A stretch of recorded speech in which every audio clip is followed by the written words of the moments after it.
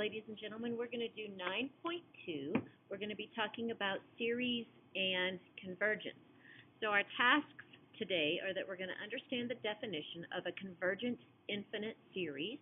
We're going to use properties of our infinite geometric series, and then we're going to use the nth term test for divergence of an infinite series. So remember that we talked about this in our precursor video, that a series is a sum of terms, oops, I forgot the R, in a sequence. Okay? Or I can have an infinite sum. I could also have an infinite sum. And we talked about that in our very first, sum. We talked about that in our very first video. Alrighty, so let's just start jumping in with some of our definitions. If I have an infinite series, and sometimes an infinite series is just called a series because this is going to be a topic that we're going to use quite at length for the rest of the chapter. And so that might look like, if I have the sum from n equals 1 to infinity of a sub n, so then this would be the sum of a sub 1 plus a sub 2 plus a sub 3 plus dot, dot, dot, a sub n, and then it would keep going as well, okay? Alrighty. I can either start at n is equal to 0 or n is equal to 1. It depends on what the summation of the series is being used for. So I like to think about n equals 0, like if I buy a car and my car has a cost when I purchase it. Oh, there's your public service announcement coming. Maybe not. My first month's rent would, or my first car payment would be n is equal to 1. So this is how much the car costs. This would be my first payment. On the other hand, if I'm doing a collection of terms, and those terms represent maybe the seats in a movie theater, then I would start with the first row, because then that would be what we would consider. We don't want people sitting on the first row floor of a movie theater, because that's where all the gross stuff would collect. All right, so an infinite series is a sum of infinite terms. It can also be considered a sequence of partial sums. So an infinite series or an infinite sum can be considered as a sequence of partial sums. There's our public service announcement.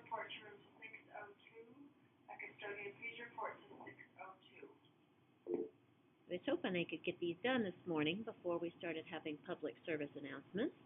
Okay, so let's say I have the first partial sum. Well, that's just the first term. The second partial sum is the first term and the second term. The third partial sum would be the first, the second, and the third terms. So then the nth partial sum would be the first term and the second term and the third term all the way up to, there'd be a plus in there, the nth term, okay? Alrighty, so we would say that the nth partial sum is going to be S of n, okay? So that would be how we would write the notation, okay? So if a sequence of partial sums, and we're going to write our partial sums as S sub n. I'm just going to put this here so we make sure that we understand the notation, converges to the sum of the series, okay? So S is the sum of the series, okay? Oops, sorry, you can't see that, my bad. The sum of the series, okay? Then we say that the sum of the series of a sub n converges, okay? And then S is the sum of the series, okay? If, on the other hand, S sub n diverges then we know that the series also diverges. And remember, the series would be the infinite sum, and so it would be the sum of all of the partial sums. Then we know that the series would also diverge. Okay? Alrighty, so just a note to help you understand kind of where we're going in this chapter. We're going to be concerned with two basic questions. So here are the two questions, that's a question mark, that we're going to be interested in this particular chapter.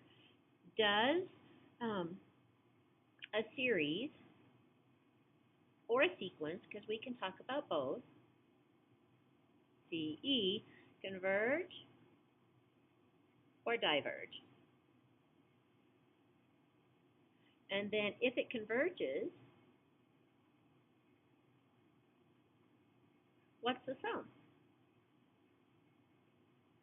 So if we're talking about a sequence, we're not obviously talking about the sum, but for a lot of the rest of the chapter, we're going to be talking about a series, so that means a summation of a sequence.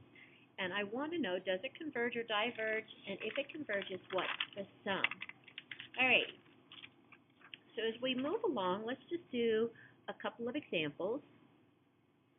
So for the first example, I'm going to have a series, and it's going to be the sum from n equals 1 to infinity of 1 over 2 to the n.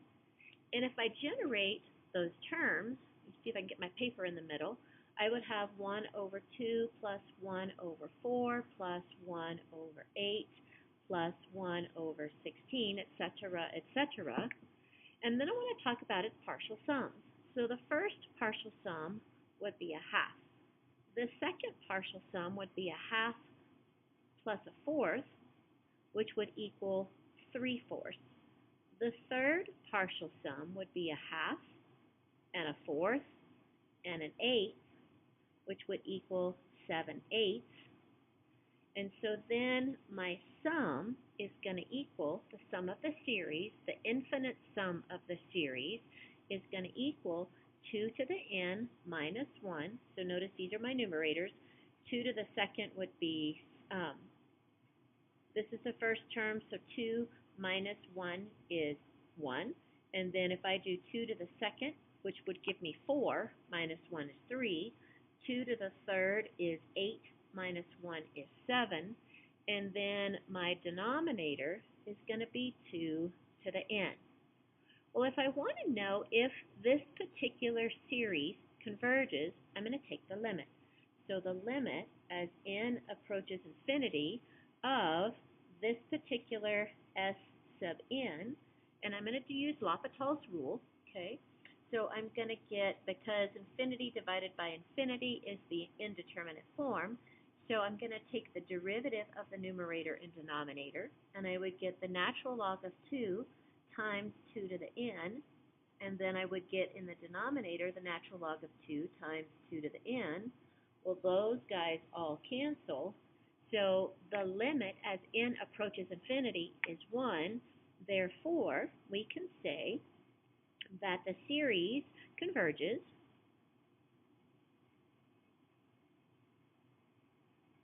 and the sum of the series, so the sum from n equals 1 to infinity of 1 over 2 to the n is 1.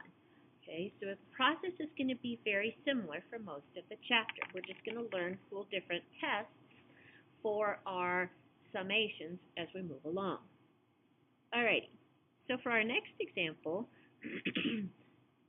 it says the nth partial sum of the series. So we're going to have the sum from n equals 1 to infinity of 1 over n minus 1 over n plus 1. And remember, I could put this in my calculator and have it generate terms for me, but sometimes it's handy to see what happens. And this is one of those situations that I want to show you what happens. So if I start finding my terms, I'm going to have 1 minus a half. That's my first term. My second term would be a half minus a third. And then my third term would be 1 over 3 minus 1 over 4, and then et cetera, et cetera. So notice that my terms, and notice this guy is going to disappear, this guy is going to disappear, and that would happen all the way to the end. So the only two terms that are going to be left are the first term and the very last term, okay? And it's going to be 1 minus a term, so it's going to be 1 minus 1 over n plus 1. And so that's going to be the sum of this particular series, okay? So then if I want to find out if this converges, then I take the limit. So I'm going to do the limit as n approaches infinity of s sub n, which is the limit as n approaches infinity of 1 minus 1 over n plus 1, okay? Well, this guy goes to 0 because the degree is higher in the denominator. Therefore, the limit is 1. And since it has a limit, then we say that the series converges and the sum from n equals 1 to infinity of my 1 over n minus 1 over n plus 1 is equal to 1.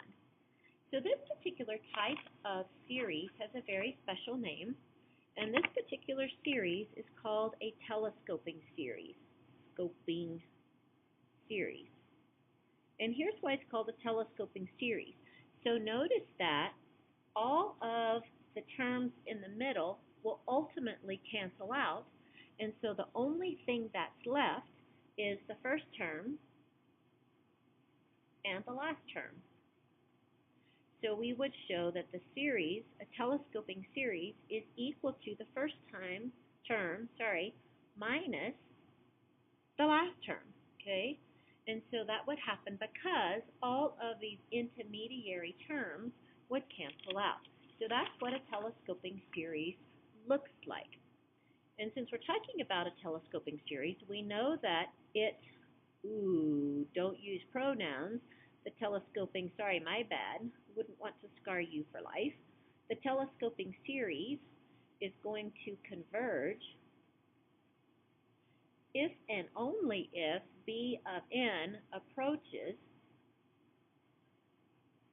a finite number,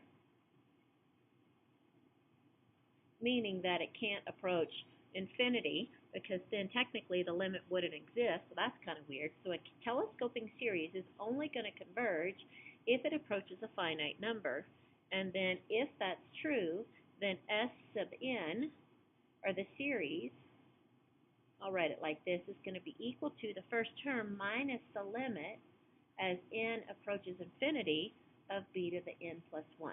Okay? Alrighty. So I'm going to bring in some properties of our infinite series, and then I think what I'm going to do is I'm going to talk about a geometric series because I got my notes a little bit out of order because I kind of was an airhead. So let's just talk about our properties, and then we'll go to our geometric series. So for the properties of the infinite series, again, these properties look very similar to properties that we have learned in previous topics in the past. So we're going to know that the sum of a sub n and that the sum of b sub n are convergent series. Okay, so then a, b, and little c are real numbers.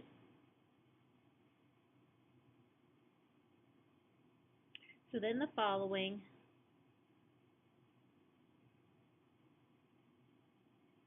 series are going to converge. Alrighty, so the first one is that the sum from n equals 1 to infinity of c, a constant, times a sub n is just going to be the constant times the sum of the series. For the second one, n equals 1 to infinity, and then I'm going to add two series together. Well, then that just makes sense. It's going to be a plus b. but sometimes it's nice to write those obvious statements down, so it helps us to think about them. And then my next one, the sum from n is equal to 1 to infinity of a sub n minus b sub n is just going to be a minus b. Alrighty, so before we get into a test for divergence, I want to scooch you over and talk about a geometric series, okay? So for a geometric series, and if you think about the very first video that we watched, this is going to be a sum of a geometric sequence.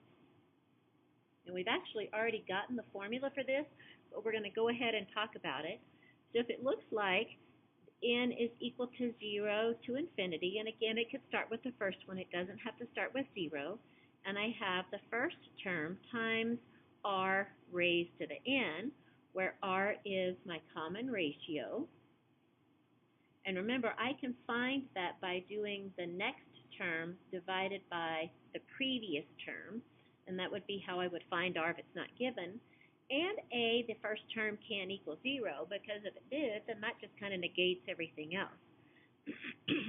A geometric series is going to diverge if the absolute value of r is greater than or equal to 1, which when we talked in our very first video, we just said that you can't take an infinite sum. Well, now we know why, because it doesn't diverge. It's going to converge if 0 is less than the absolute value of r is less than 1. And we've already actually done this, so I'm going to say that the sum from n equals 0 to infinity of a r to the n is equal to s, the sum of a geometric series, which is equal to the first term divided by 1 minus r. Okay, so we just can put it in some new notation, okay, and make it look a little bit better. So my first example of this, I'm going to have the sum from n equals 0 to infinity of 3 over 2 to the n. But I need to rewrite it to be able to make sure that it is a geometric series. So this is going to be the sum from n equals 0 to infinity of 3 times 1 over 2 raised to the n. The reason that I can pull this is because if I have an expression raised to a power, everything's raised to a power, and 1 raised to any power is still 1, so this makes my equation look much better. My a is 3, my r is a half, so now I can calculate the infinite sum, and I'm going to write it like that because I think it's helpful, and it's a over 1 minus r, so it's 3 over 1 minus 1 half. And so then this would sum to 6. So my infinite sum of the geometric series would be 6. All right. The next example,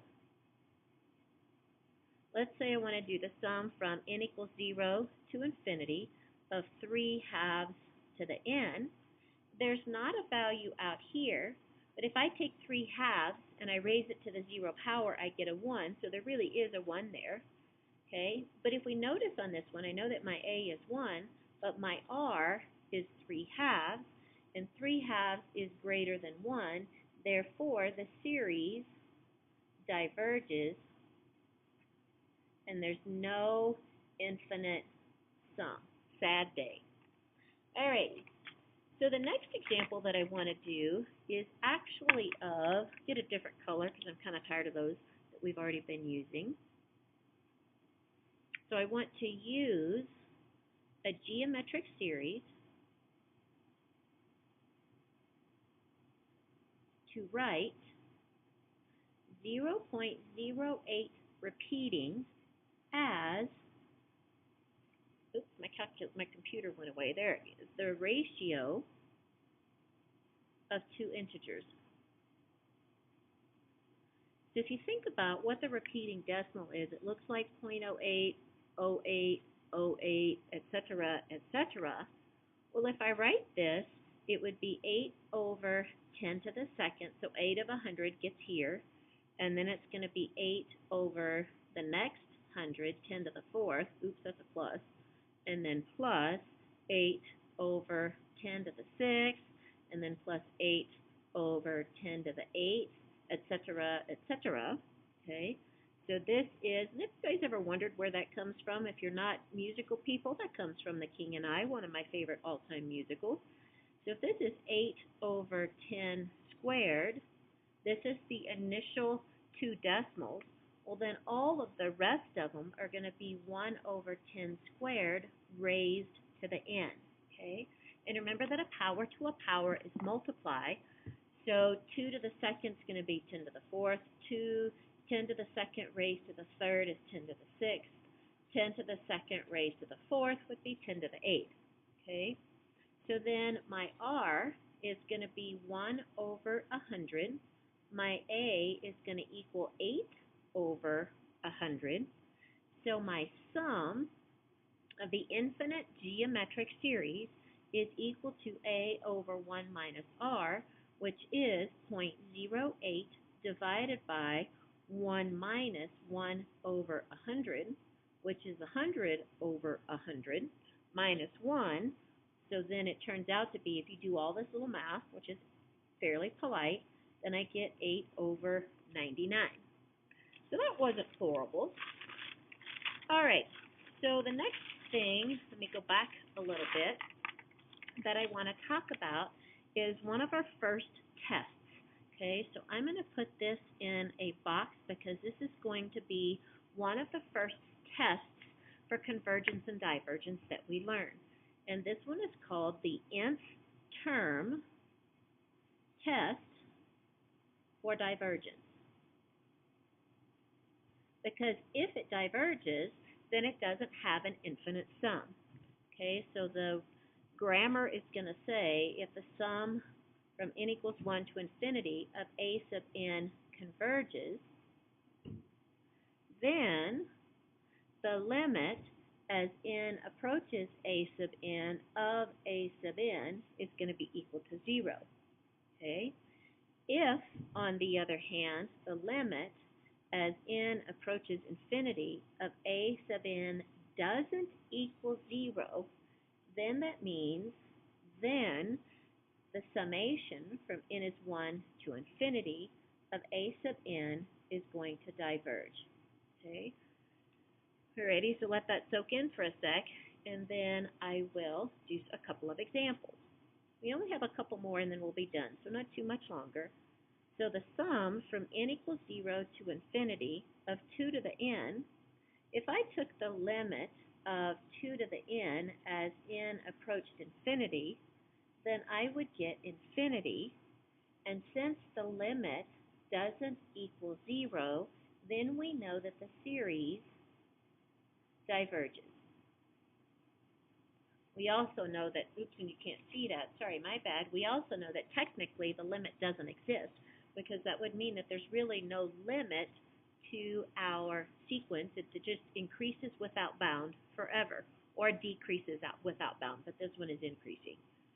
My next example, if I have the sum from n equals 1 to infinity of n factorial over 2n factorial plus 1, if I take the limit of this,